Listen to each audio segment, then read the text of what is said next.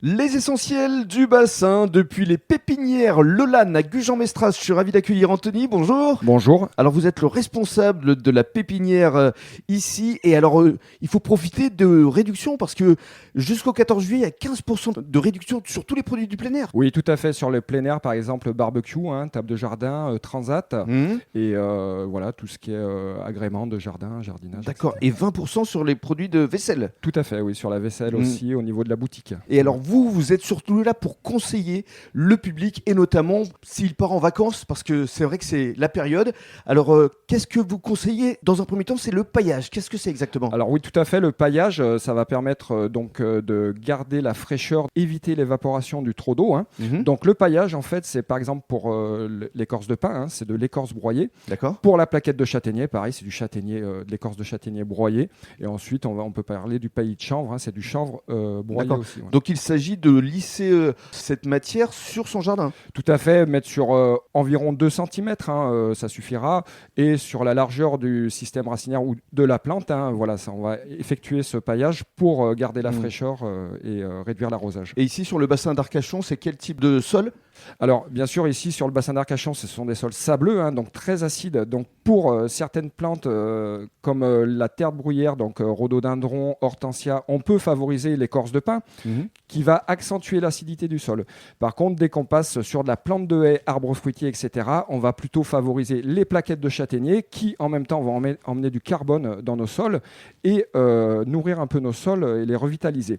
Et ensuite, pour le potager, on va préférer le paillis de chanvre qui lui va garder cette fraîcheur et va se désagréger au fil des mois et venir alimenter le sol et l'enrichir. D'accord. Très bien. Alors si on part en vacances une semaine ou deux, vous proposez différents types d'arrosage. Alors tout à fait. Après, on va avoir l'arrosage en céramique, ce qu'on appelle ça. C'est des goutteurs. On va mettre donc une bouteille inversée, D'accord. le bout de céramique dans la terre et la plante par capillarité va prendre ce qu'elle a besoin en eau sur les jours ou les semaines à venir. Voilà, ça c'est un premier type d'arrosage. Il y en a un second avec une céramique. Alors tout à fait. Après, on a ce qu'on appelle l'oya. Donc c'est un récipient en terre cuite qui est utilisé depuis plus de 2000 ans, depuis l'époque romaine. Ça a prouvé son efficacité.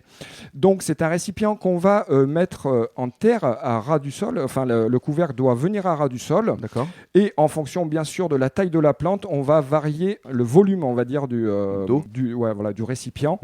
Et ensuite, la plante, en fonction de ses besoins, va utiliser l'eau du récipient.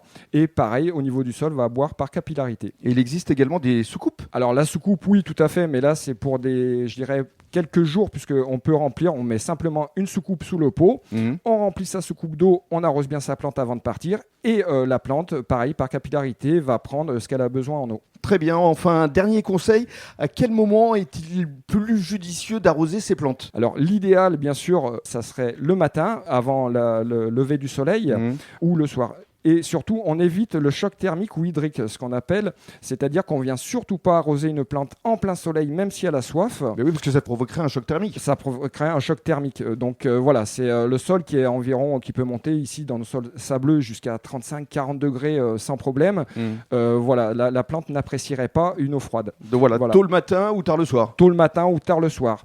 Ensuite, je voudrais préciser que ça ne sert à rien de noyer son jardin, de passer 2 heures d'arrosage, 20 minutes, un quart d'heure pour du gazon, je dirais, et pareil, idéalement, pour des plantes de haie. Merci pour toutes ces précisions, Anthony. Ça a été un vrai plaisir. On a appris beaucoup de choses. Merci beaucoup. Merci, bonne journée.